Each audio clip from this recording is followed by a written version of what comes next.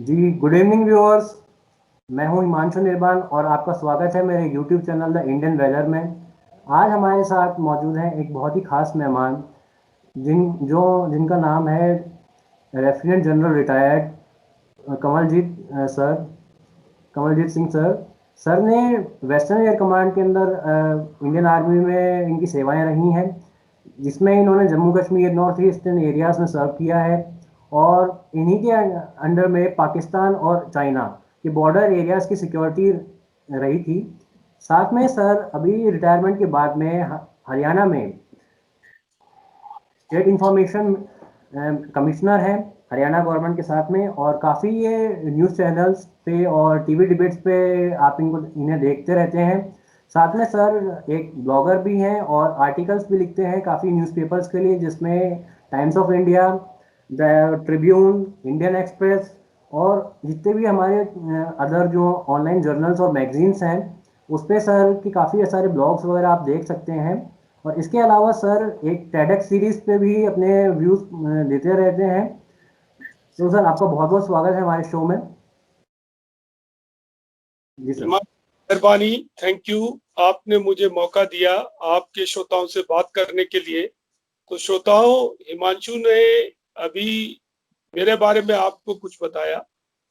ये एक बड़े प्रतिभाशाली और एक बड़े जोशीले हिंदुस्तान की फौज के बारे में लोगों को खुद भी सीखना चाहते हैं और उस ज्ञान को बांटना भी चाहते हैं। तो इनकी चैनल है द इंडियन वेलर। ये नई चैनल है, स्टार्टअप है एक तरह से। तो आप सब इसको प्रोत्साहित करिए, इसको देखिए। जैसे हम कहते हैं यूट्यूब पे लाइक करिए, सब्सक्राइब करिए, शेयर करिए।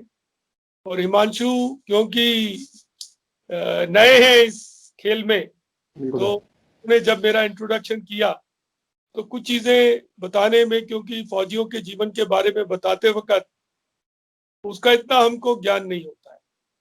तो मैं वेस्टर्न कमांड का मुखिया था। वेस्टर्न कमांड एक ऐसी कमांड है जो कि लगभग अखनूर के इलाके से लेकर और नीचे फिरोजपुर और उससे थोड़ा नीचे के इलाके तक के इलाके का सीमाओं का ध्यान रखती है।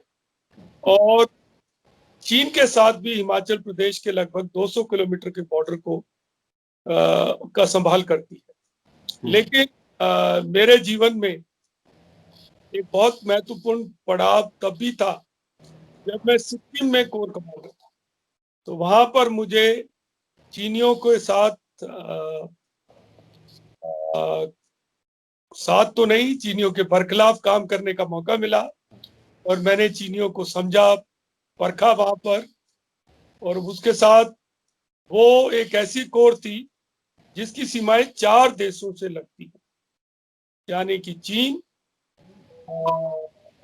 नेपाल, भूटान और बांग्लादेश। इन 4 देशों से जाकर मिलती है और वो सिलीगुड़ी कॉरिडोर को भी महफूज रखती है वो कोर।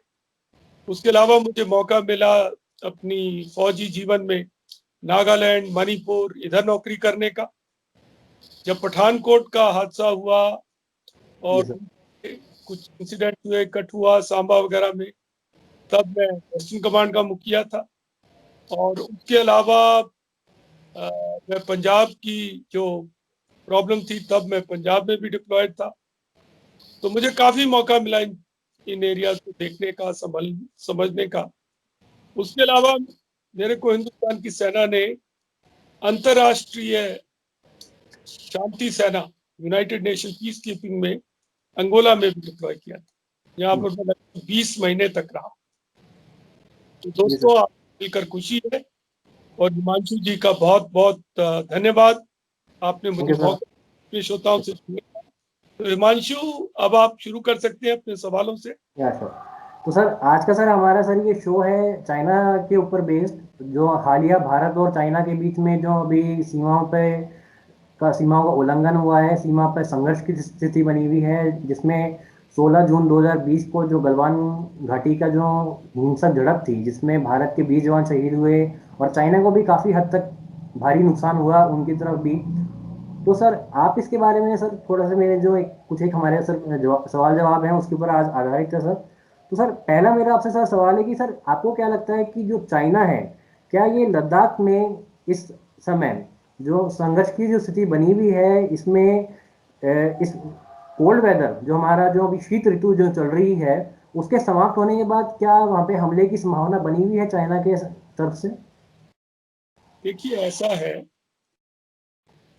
संभावना तो है, जरूर है, लेकिन समझने की बात यह है कि जब ये मुकाबला और संघर्ष शुरू हुआ तब आ, तब चीन ने शायद ऐसा सोचा था कि बिना गोली चलाए, चालाकी से और हमें सरप्राइज करते हुए वो कुछ इलाकों पे कब्जा कर लेंगे और हम उसको मान लेंगे।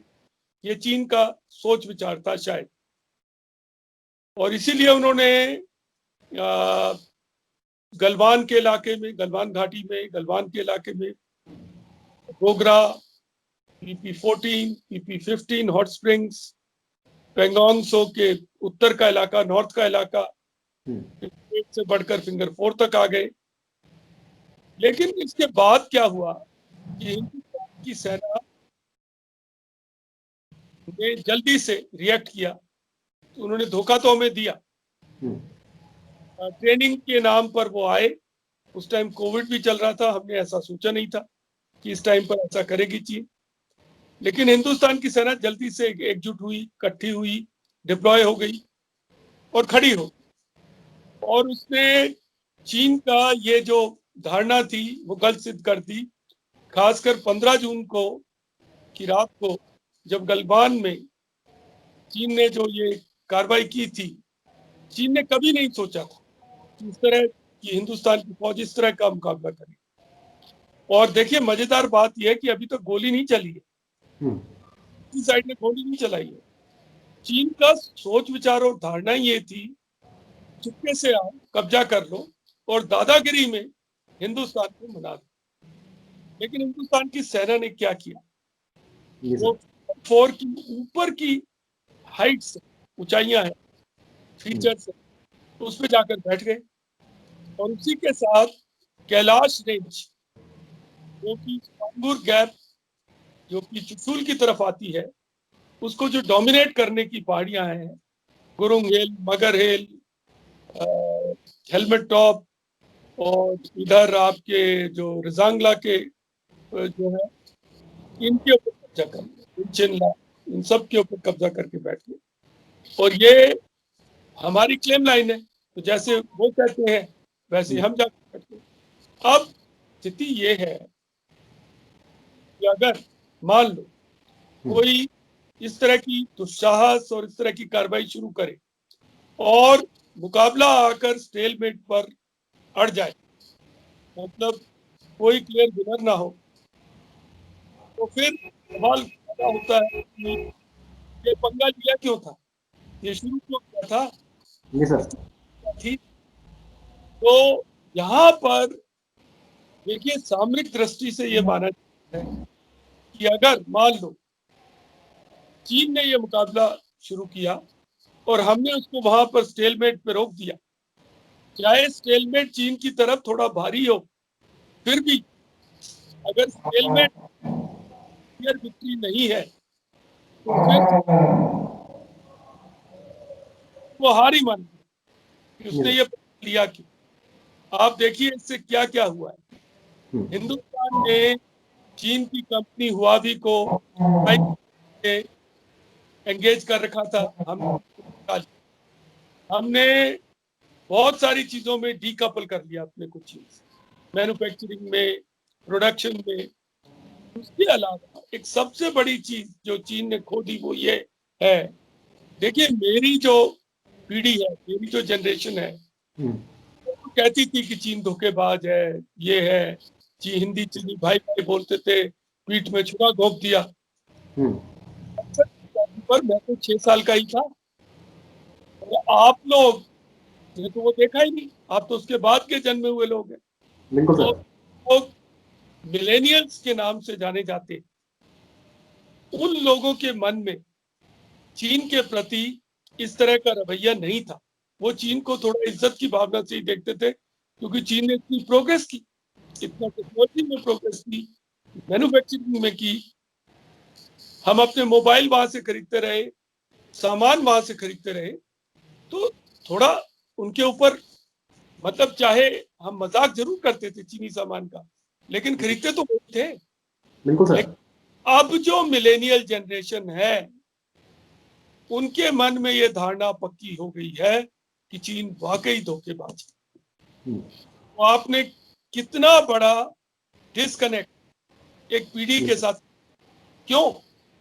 अगर आप जीते नहीं तो ये स्थिति, तो अब चीन के ऊपर दबाव, जैसे आप कह रहे हैं गर्मियां खत्म होंगी तो चीन से कुछ कोशिश करेगा, कहीं कब्जा कर ले, कहीं कोई वो कर ले, लेकिन ये नहीं है कि चीन बहुत जल्दी में लड़ाई शुरू कर दे, सोच विचार के करेगा, क्योंकि चीन के पास एक सिग्नल जा चुका है कि हिंदू को धक्का मार तो नहीं है, हिंदुस्तान भी उसका जवाब तो देगा,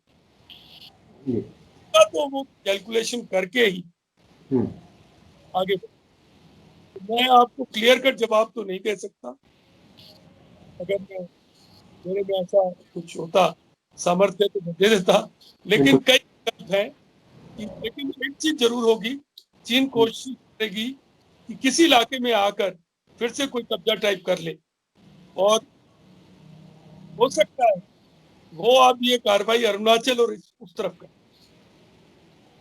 तो उसके लिए हमको चौकन्ना है। जी सर, तो सर मेरा आपसे सर इसी संदर्भ में दूसरा प्रश्न ये है कि सर अभी जो चाइनीज प्रोपेगेंडा मशीन, जो चाइना के जो जितने भी माउथ पीस हैं, या तो आप ट्विटर पे देखें, फेसबुक पे देखें, जैसे क्योंकि चाइना के अंदर ट्विटर, फेसबुक वगैरह सारे काम नहीं करते हैं, तो उनके जितनी भी न्यूज़ मीडिया आउटलेट्स है, जैसे CGTN न्यूज़ है, ग्लोबल टाइम्स है, तो इस पे कुछ एक तरीके का वो प्रोपेगेंडा चलाते रहते हैं, या तो वो अपनी कुछ ट्रेनिंग एक्सरसाइजेस दिखाते रहते हैं अपने तिब्बतियन प्लेटो के ऊपर, या फिर कुछ ऐसे जैसे LAC के ऊपर कुछ लाउड स्पीकर, बड़े लाउड स्पीकर लगा के उस पर पंजाबी गाने बजा रहे हैं, या फिर उनको भारत की राजनीति के जो हमारे नेता हैं उनके खिलाफ भड़काते हैं। तो सर इस चीज़ से, इस पूरे प्रोपेगेंडा से भारतीय सेना के जो जवान हैं उनके मनोबल पर सर कितना प्रभाव पड़ता है, इसके बारे में थोड़ा सा जानना चाहेंगे सर। नहीं, बहुत कम प्रभाव। देखिए ऐसा है, पहले भी ये हो चुका है, चीन कई बार करता रहा है। बिल्कुल। क्या होता है कि दूसरी बात यह कि चीनी ये बात नहीं समझते हैं कि सारी हिंदुस्तान की फौज जिस भाषा में चीनी प्रोपेगेंडा करती है वो समझती नहीं है। मान लीजिए कि एक पंजाबियों की बटालियन, एक सिख की बटालियन, एक बटालियन है, आप शुद्ध हिंदी में प्रचार कर रहे हैं, क्योंकि कोई ट्रांसलेटर है तो कह रहा है प्रकृति के इस विकल्प में आप इस विरुद्ध परिस्थितियों के साथ जूझ रहे हैं, जो हमारा जाट है वहां बैठा है, ये राजपूत छोरा बैठा है, वो तो एक दूसरे को बोल रहा है, भाया किए क्या रहा है, ये हमारी तो सब करनी, एक ही बकवास जा रहे हैं। तो ये हमारी फौज, देखिए ट्रेनिंग के लिहाज से हमारे जवान बहुत जुगाड़ू और बढ़िया है। पॉलिटिशियन भी जो करते हैं ना, तो कहते हैं उल्लू बना रहा है, तो समझते इतने बुल्लू नहीं है, इतना हमारे में भी इतना सामर्थ्य है। तो मैं तो बोलूंगा, पर प्रोपेगेंडा चीन बहुत करते हैं। देखिए चीन ने एक बार बोला कि ड्रोन्स आएंगे और वो जवानों को नूडल्स दे रहे हैं, और किया कि वो स्वाम्स आएंगे, झुंड के झुंड आएंगे ड्रोन्स के। उन्होंने बोला माइक्रोवेव टाइप का मशीन लगा दी है, वो लोग टेक्नोलॉजी ऐसी है कि हिंदुस्तानी तो बिल्कुल एकदम ऐसे हो जाएगा जैसे लकवा मार गया उनको, वहीं पे जम जाएंगे। ये हुआ नहीं अभी तक। बिल्कुल नहीं हुआ, सही है। सवाल है कब होगा, अगर है ऐसा तो बहुत सारा कुछ चीन का प्रोपेगेंडा, और हमें उसके प्रति सजग रहना चाहिए। और हमारे जवान समझते हैं, मैं आपको बता रहा हूँ, उन्होंने बहुत सालों तक LAC पे चीन के साथ पेट्रोलों की भिड़ंत होती रही, ये चलता रहा, और उनको पूरी तरीके से संज्ञान है कि चीनी कोई बहुत बड़ा वो नहीं है, वो तो नॉर्मल आदमी है, और ऐसी टेक्नोलॉजी भी उसके पास हम कहते जरूर हैं पर देखी तो नहीं गई है। जी सर। तो सर इसी संदर्भ में सर आपने जो टेक्नोलॉजी की मेरे सर बात करी है, तो सर इसमें एक क्वेश्चन सर, मेरा प्रश्न ये है कि सर जो अभी हाल फिलहाल में चाइना ने अपनी पूरी आर्मर्ड बटालियंस, आर्मर्ड रेजिमेंट पूरी एलएसी में तैनात करी हैं, जिसमें उसने काफ़ी सारे tanks, armoured fighting vehicles, artillery है, मोटार्स है, वो तैनात किए हैं। तो सर भारत की तरफ से भी सेम प्रतिक्रिया एक उसी सेम अंदाज के अंदर या अलग अंदाज में हम बोल सकें तो अपनी आर्टिलरी टैंक्स वहाँ पे भेजे गए हैं भारत की सेना द्वारा सर, जिसमें चाइना ने अपनी तरफ से एक उनका मेन टैंक है ZTZ-99 सीरीज का, और भारत की तरफ से उसी का जवाब देने के लिए T-90 भीष्म, जो कि रशियन डिजाइंड है और इंडियन मैन्युफैक्चर्ड है। तो सर इसमें आप किसको सबसे ज्यादा शक्तिशाली मानते हैं, चाइना के Z-99 को या फिर T-90 भीष्म को? क्योंकि सर आप खुद एक एज अ टैंकमैन रहे हुए हैं। देखो हिमांशु, ऐसा है कि टैंक दोनों देशों के रशिया से ही आए, चाइना की तरफ भी रशिया से आए, और चाइना ने एक साइकोलॉजिकल एक टैक्टिक्स ये भी लगा रखी है कि जब वो टैंकों की नंबरिंग करते हैं, जब हम मिशन हुए थे तो हमारे पास T-54 टैंक होते थे हमारी फौज में। मैं तो T-5 रेजिमेंट में गया था, पर T-54 टैंक होते थे। चाइना ने रशिया से T-54 टैंक लिए और नाम दिया T-59। मतलब संदेश ये देने की कोशिश की कि तो T-55 से मेरा T-59 बेटर है, पर नहीं, हमारी फौज में तो दोनों थे, हमें तो पता था कौन। इसी तो जी तरीके सर, एक थोड़ा सा इसमें आपको सर रोकना चाहूंगा सर, ये T-59 वही टैंक है जो लोंगेवाला की बैटल में रामगढ़ सेक्टर के अंदर पाकिस्तान की तरफ से भेजे गए थे 1971 के वॉर में? किया था। और फिर क्या है कि अभी जब बाद में पाकिस्तान चाइना ने T-72 के मुकाबले में जो टैंक उतारा तो उसका नाम दिया टाइप 85। संदेश ये देने की कोशिश की कि हमारे पास तुम्हारे से ऊंचे ऊंचे नंबर का टैंक, पर ऐसा तो रशियन टेक्नोलॉजी के साथ देखिए, टैंक में क्या होता है, गन का कैलिबर होता है, कैपेबिलिटी होती है, इंजन पार होता है, तो इन चारों पैरामीटर्स के ऊपर हम तो उसको परख। और जो टाइप 99 टैंक है वो T-90 का ही मुकाबले का एकदम, उससे बिल्कुल आगे नहीं है। तो हमें तो कोई सोच विचार नहीं है, नहीं सोचना चाहिए। और देखिए हिमांशु, ऐसा भी है, जो टैंक होते हैं वो टैंकों को टैंकों से नहीं भिड़ना होता। बिल्कुल सर। अगर मान लो टैंक आएंगे तो उसके सामने एंटी टैंक होगा। एंटी टैंक माइंस होती है, आर्टिलरी का पहले फायर जाता है, फिर माइंस होती है, मिसाइल फायर की जाती है, और ये जो सारा एक सिस्टम होता है, एंटी टैंक सिस्टम, एक नेटवर्क होता है, उस नेटवर्क में हम पूरी तरीके से सक्षम हैं। हमने इसका अभ्यास किया हुआ है और हमें इसमें कभी भी हीन भावना नहीं होनी चाहिए। हम और एक चीज और मैं आपको बताऊंगा, सिर्फ ये टैंकों की बात नहीं सोचो, क्रूज का भी सोचो, जो टैंक को चलाते हैं, मैन बिहाइंड गन। मैं आपको एक इंटरेस्टिंग स्टोरी बताता हूँ जो 65 वॉर से संबंधित। Sure sir, sure. वॉर में पाकिस्तान ने वर्ल्ड का सबसे best tank Patton tank Patton tank, बिल्कुल सर। ले लिया। पैटर्न और शर्मन दो ही थे सर उस टाइम। तो पैटर्न टैंक जो है उसमें कोइंसिडेंस रेंज फाइंडर थे जो कि शीशों से चलते थे, शीशों को फोकस करो और रेंज मिल जाती। जब दो शीशे ऐसे ऐसे फोकस करो तो रेंज मिल जाती। अब ले लिया वो टैंक और शीशों को फोकस करना तो आया नहीं, और टैंक पे माहिर भी नहीं बने। और हमारे फौज में पुराने टैंक थे जो थे सेंचुरियन, हाँ, British made Centurion tank sir. बहुत पुराने भुट्टे टैंक थे, हाँ। लेकिन एक का जुगाड़ था। उन्होंने वो क्या करते थे, वो करते थे एक राउंड फायर करते थे, उसके बाद में एलिवेट हाफ ड्रॉप वन। तो जब वो इस तरीके से करते थे तो एक ब्रैकेट बन जाता था, और एक के बाद एक, मतलब बहुत रैपिड फायर में 3 गोले फायर हो जाते थे। और थोड़ी सी, मतलब आप देखो, एक गोला फायर हुआ, उसके ऊपर अपना फायर हुआ फिर इसके नीचे हो गया, तो पूरी रेंज कवर हो जाती थी और 3 गोलों में कोई टैंक बच ही नहीं सकता था सामने। तो क्रूज का जो, देखिए आपके पास बहुत बढ़िया कार हो सकती है, बहुत पास होती है, लेकिन रनिंग ही नहीं कर पाते लोग।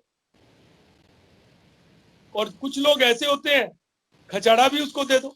आप तो राजस्थान में रहते हैं, मैं राजस्थान निवासी हूँ, मैं आपको बता रहा हूँ, चूरू झुंझुनू इस सारे इलाके में कोई ड्राइवर है वो गाड़ी को फंसा देगा। बिल्कुल सर। 4x4 से भी नहीं निकाल सकते। और कुछ ऐसे बड़े ड्राइवर हैं 4x4 में जाने की जरूरत ही नहीं पड़ती। ये तो ड्राइवरिंग और गनरी ये सब स्किल्स हैं।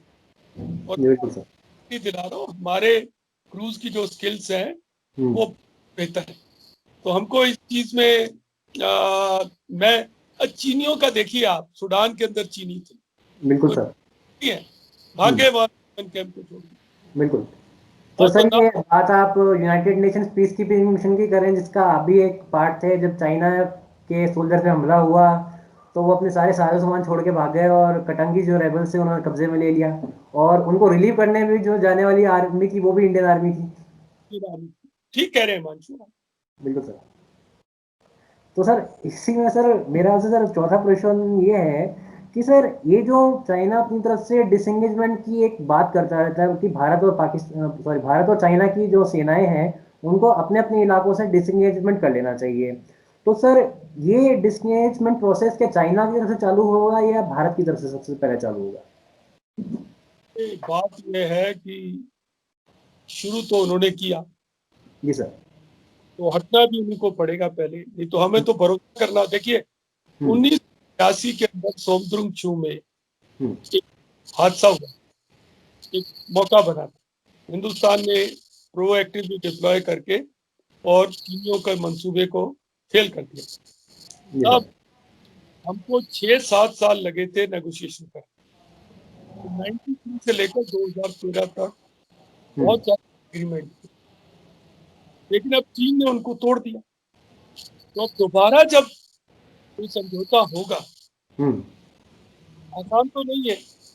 पहले तो दो सेनाएं एक दूसरे के साथ डूंगर कई जगह पे, hot spring, Gogra, eye ball to eye ball, उनके बीच की जो दूरी है बहुत कम है। तो वहां पर मुठभेड़ जैसी हालत, तो एक तो वहां से डिसएंगेजमेंट करना पड़े ताकि दोनों फौज एक दूसरे के साथ जूझे ना, दूर हो जाए। उसके बाद उनका फिर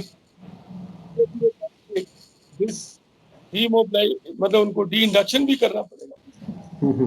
ये सब करने के लिए एक प्रक्रिया अपनानी पड़ेगी। जहाँ पर एक दूसरे के साथ हमारे अंडरस्टैंडिंग होगी, समझ होगी एक दूसरे के साथ, तो वहां से करना पड़ेगा। लेकिन हिंदुस्तान, चीन क्या चाहता है? चीन कहता है कि पहले हम कैलाश रेंज से हट जाए। तो हमको करना ही नहीं चाहिए, वो तो आखिर में होना चाहिए, और मेरे ख्याल से तो कभी नहीं हटना चाहिए।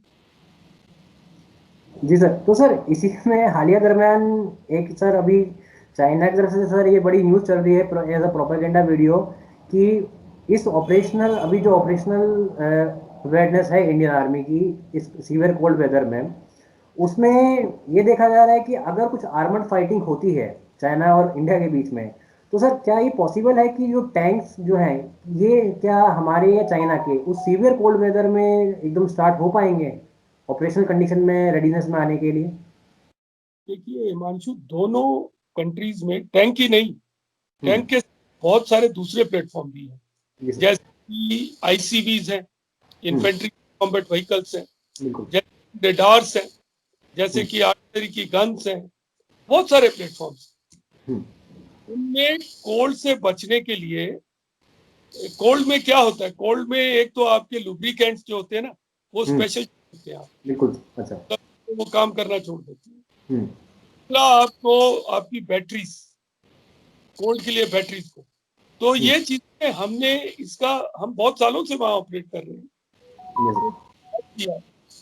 तो थोड़ी बहुत देखिए वहां क्या होता है, वहाँ नॉर्मली जो इक्विपमेंट परफॉर्म करती है उसका 20-25% लेवल कम हो जाता है। उनका हॉर्स पावर 1000 है तो मिलता वहां पे जाकर सिर्फ लगभग 800। लेकिन उसके लिए हम तैयार हैं, हमने उसकी ट्रेनिंग कर रखी है। हमारी फौज के लिए उन्होंने गोल्ड के एडिटिव्स हैं, लुब्रिकेंट्स के, बैटरीज को हम फॉर्म करते हैं, तो इस तरह का है। और अच्छा हो सकता है, हीटेड गैरेजेस हो सकते हैं, है। देखिए वो तो मॉडर्नाइजेशन का पार्ट है, होना चाहिए। बहुत सालों से हम कह भी रहे हैं, तो उम्मीद करते हैं अब जब चीन ने हमें झटका दिया है तो हम इस अच्छा काम करें। तो सर मेरा सर इसी संदर्भ में आपसे सर एक प्रश्न है कि क्या सर जो टेक्निकल सुपियोरिटी है इंडियन फोर्सेस की चाइना के ऊपर, तो सर वो मैन पावर के अंदर ज़्यादा है या फिर एक मेंटल पावर के अंदर सर? क्योंकि ये हाल गलवान घाटी की झड़पों में ये देखा गया था कि चाइना ने अपने जो कैजुअलिटीज हैं, कैजुअलिटीज फिगर को काफ़ी हद तक छुपा लिया और ये तक जाहिर नहीं होने दिया कि उनके कितने सोल्जर मरे हैं। जबकि हमारे यहाँ पे 20 सैनिकों की शहादत हुई और भारत ने उनको बड़े गर्मजोशी से और बड़े ऑनरेबल तरीके से उनको विदाई दी, उनका सम्मान किया। तो सर आप इस चीज़ को कैसे देखते हैं? एक एज मनोवैज्ञानिक दबाव था चाइना के ऊपर या फिर कुछ टैक्टिकल सिक्योरिटी के हिसाब से उन्होंने ये कार्रवाई की? वो कहते जरूर हैं, लेकिन ये तो बहुत शर्मनाक बात है कि आपके देश का कोई जवान शहीद हो जाए और आप उसको गुमनाम शहीदी कर दो। उल्टा ये तो एक हमारे आने वाले नस्लों के लिए एक उदाहरण है।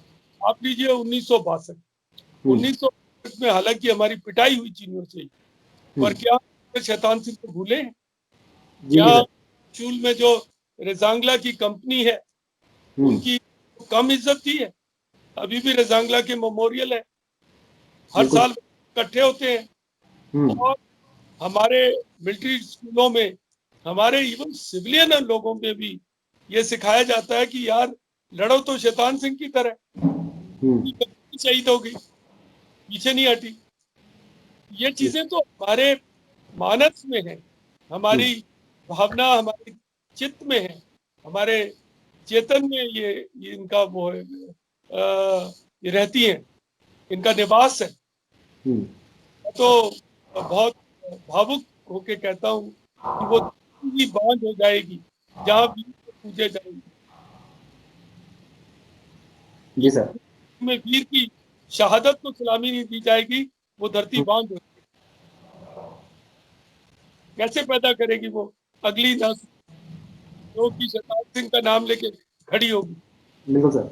आप राजस्थान में रहते हैं, आप तो देखते होंगे लोग बात करते हैं आज तक शैतान बिल्कुल सिंह। बिल्कुल सर, होता है। तो सर इसमें मैं सर अभी एक ये मेरा आपसे सर प्रश्न है कि जो सर ये चाइना का प्रोपेगेंडा आर्मर्ड व्हीकल्स के लिए काफ़ी चलता है।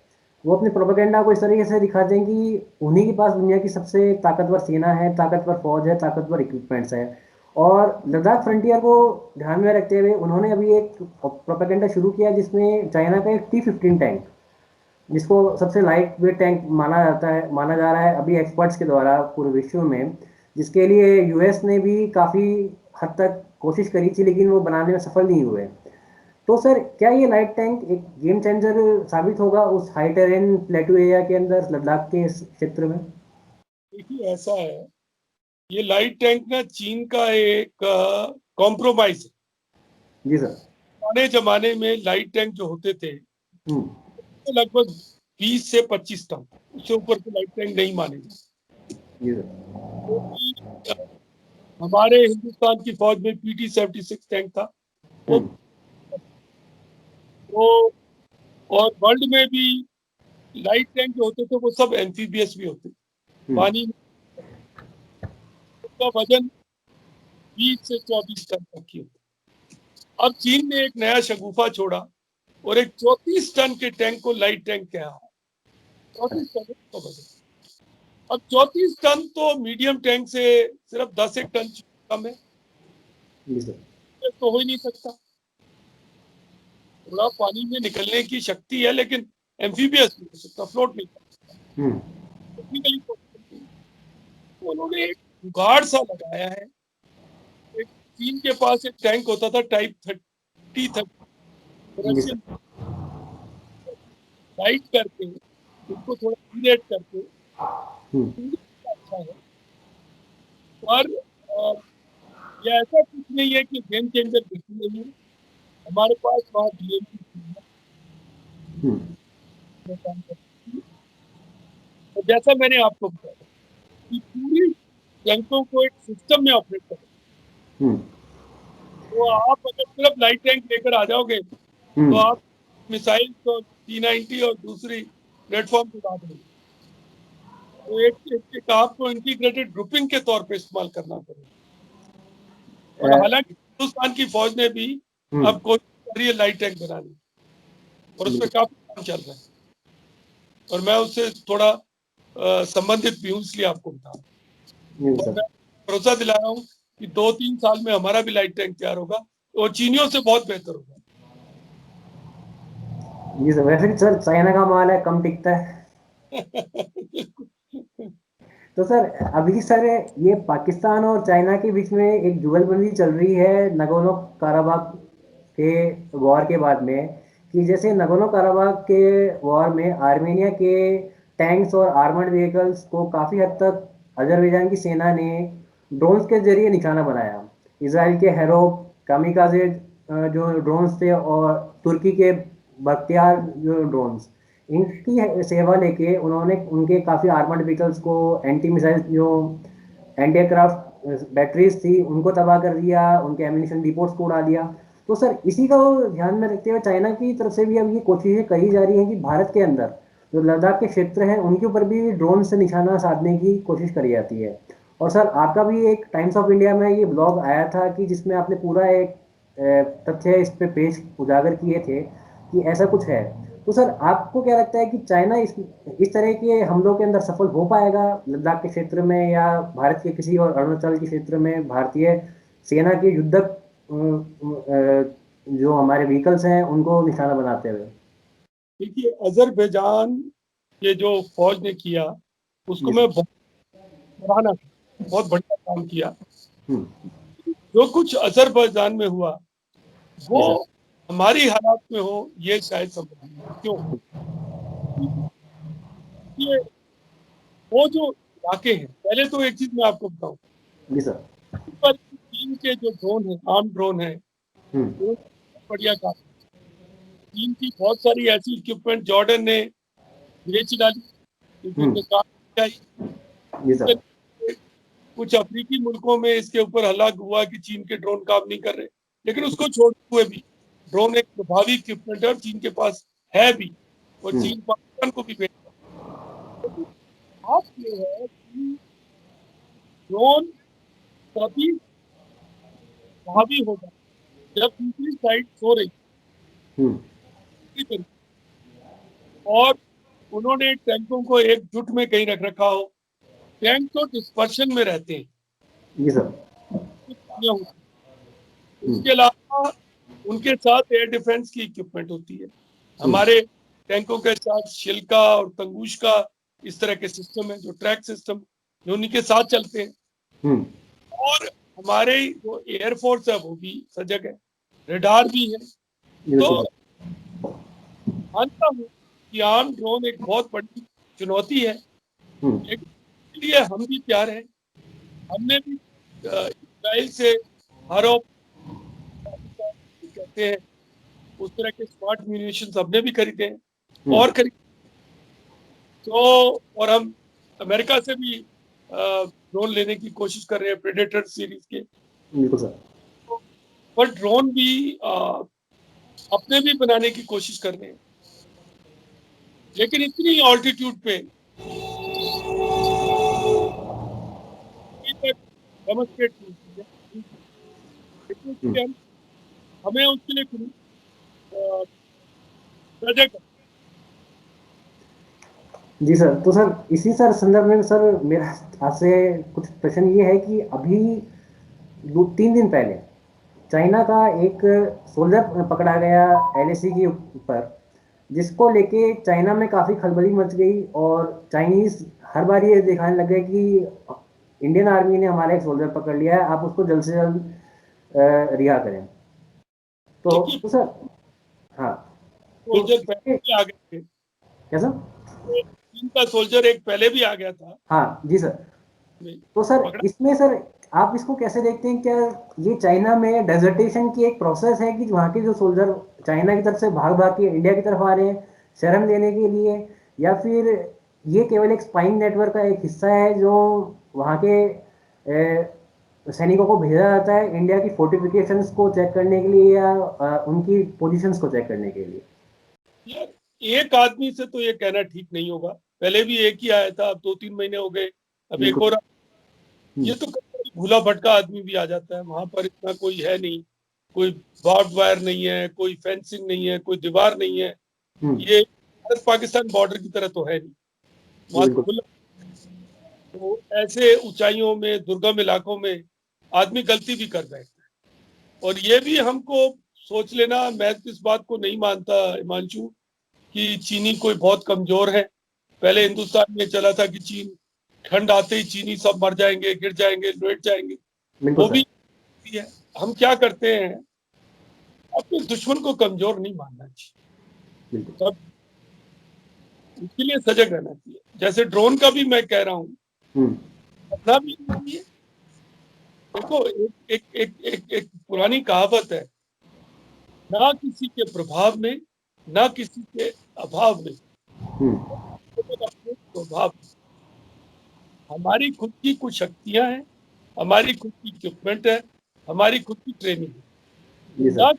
इसका अभाव देखते हुए कि अरे मेरे पास तो ये नहीं है, हम्म। कारगिल भी लड़ा ना हमने, और ना किसी के प्रभाव में कि चीनी तो बिल्कुल। चढ़ रही है अपने स्वभाव में। तो हम अपने स्वभाव में रहे। हम्म। चीनी एक आधा कोई आ गया तो कोई बात नहीं, गलती भी हो जाती है, और हम तो बहुत, पिछली बार भी हमने वापस कर दिया था, अभी भी उसको 2-3 दिन इंटेरोगेट करके कुछ ना कुछ उसको बुलवा के भेज हम्म। दिया जाए, तो ज्यादा पता ही ना।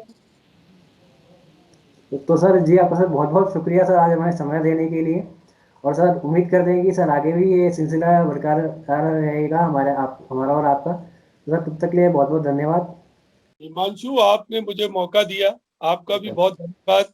मैं आपको बहुत शुभकामनाएं देता हूं। जी सर। आपने एक अच्छा और अनूठा प्रयास किया है, और नए हो, कोई बात नहीं, डटे रहो, कुछ दिनों में बिल्कुल। मजे खिलाड़ी बन जाओगे।